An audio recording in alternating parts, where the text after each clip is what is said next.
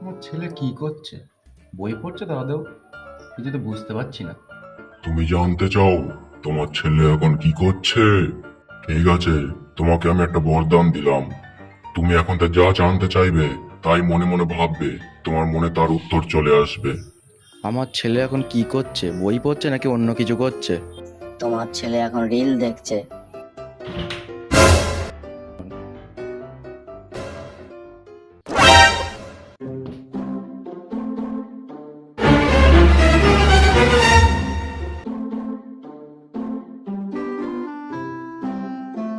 টাকা আছে, তোর কাছে কি আছে? তোর ভবিষ্যৎ খুবই উজ্জ্বল।